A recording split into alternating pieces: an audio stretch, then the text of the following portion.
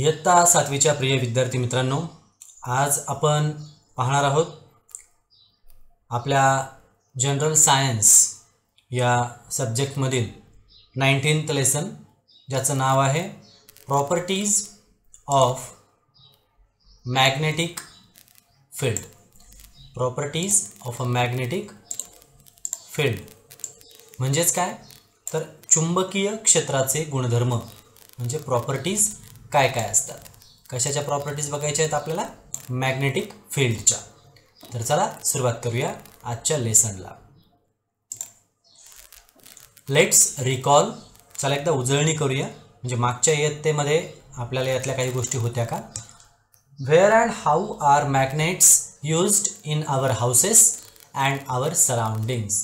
म्हणजे आपल्या आजूबाजूला आपल्याला अशा पद्धतीनं मॅग्नेट्स, चुंबक, त्याचा वापर आपल्या घरात, परिसरात कुठे कुठे आणि कसा कसा होतो हे सांगता येईल का? निरीक्षण करा, खूप सोपे प्रश्न आहेत. Second number, in which direction does a freely suspended magnet settle. एखादा जर चुंबक आपण मुक्तपणे त्याला टांगला तर तो कोणत्या दिशांना स्थिर होतो?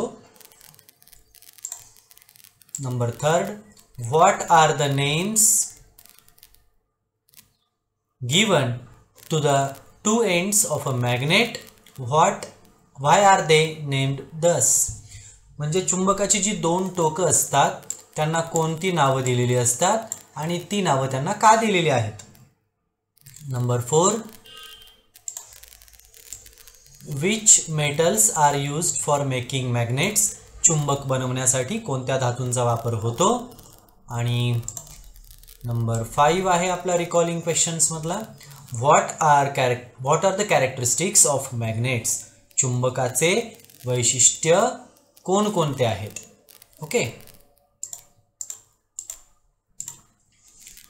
चला बघूया. Magnets are made from alloys of iron, cobalt and nickel.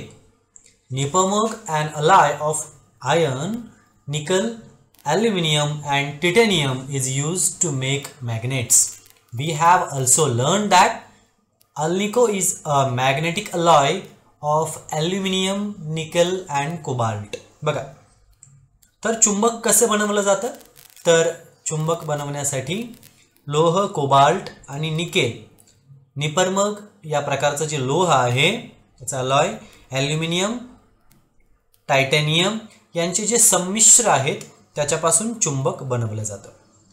आता या ठिकाणी आपल्याला त्यांनी जे सांगितले, we have also learn that alnico is magnetic alloy of aluminium, nickel and cobalt. Alnico हा ॲल्युमिनियम, निकेल आणि कोबाल्ट यांच्यापासून बनवलेला चुंबकीय संमिश्र आहे. हे आपण मागच्या इयत्तेत शिकलोय. आता आपण बघणार आहोत आपला आजचा पॉइंट म्हणजेच मॅग्नेटिझम, चुंबकत्व. काय बघणार आहोत आता आपण? मॅग्नेटिझम, चुंबकत्व म्हणजे काय. आता हे दोन बॉक्स आहेत, या दोन बॉक्समध्ये दोन प्रयोग आपल्याला दिलेत. काय काय प्रयोग आहेत आपण समजून घेऊया. आता बघा, हा जो आहे बॉक्स हा पहिला आणि हा आहे दुसरा. दोन्हींमध्ये दोन वेगवेगळ्या कृती दिल्यात. आपण एकदा वाचू आणि समजून घेऊया. Procedure, place a steel bar AB on a table, take a bar magnet, place its end pole on the A end of the steel bar and drag it towards the B end. Lift the bar magnet and drag its end pole from the end A to the end B of the steel bar again. Repeat this 15 to 20 times. Now take the steel bar near some iron fillings and observe what happens. Hang the bar freely by a thread and observe. आता यातला हा paragraph महत्त्वाचा आहे, लक्षात ठेवा. The steel bar will be seen to have developed magnetism. This method of magnetism is called the single touch method. The magnetism created by this method is of low strength and lasts for a short time. Okay. आता बघा नेमकं काय आहे या procedures मध्ये, काय सांगितलंय त्यांनी आपल्याला, आपण चेकआउट करूया. आता ही आहे ती पहिली प्रोसिजर आपल्याला करायला लावलेली. या फर्स्ट प्रोसिजरमध्ये काय झालंय बघा. आपल्याला काय करायचं आहे, एक पोलादी पट्टी घ्यायची आहे इथं दाखवल्याप्रमाणे. तिला ए आणि बी असे दोन आपण टोक ठरवून घ्यायचे. आता एक चुंबक घ्यायचा आहे, पट्टी चुंबक, आणि तो चुंबक इथे दाखवल्याप्रमाणे असा फिरवायचा आहे.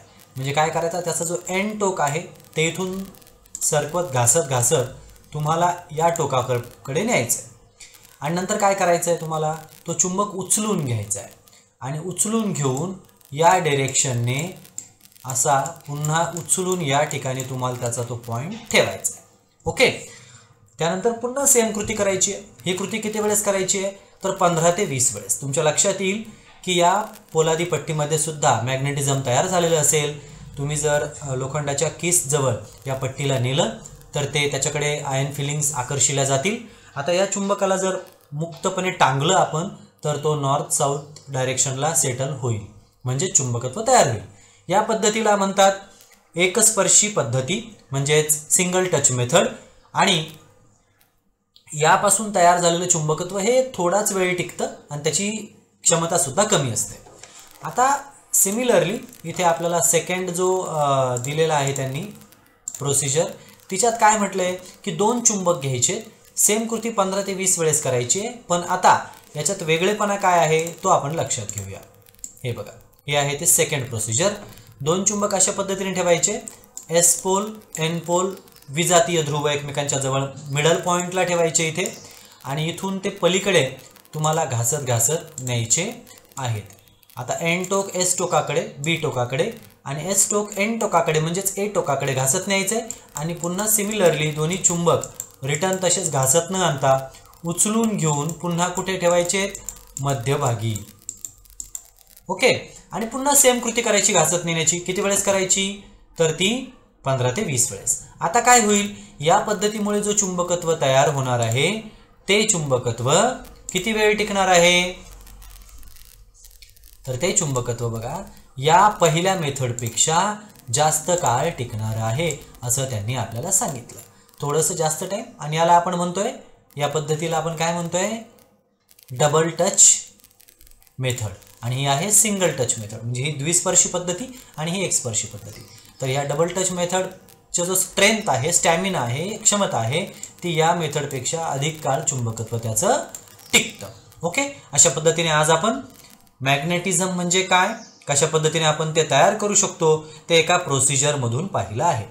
नेक्स्ट पॉईंटमध्ये आपण पाहणार आहोत पृथ्वीच्या बाबतीत. पृथ्वीसुद्धा एक खूप मोठा चुंबक आहे. तर ते मजेशीर पॉईंट्स आपण पाहूयात आपल्या नेक्स्ट व्हिडिओमध्ये. हा व्हिडिओ तुम्हाला आवडला असेल, लाईक करा, कमेंट करा आणि सबस्क्राईब करा चॅनलला.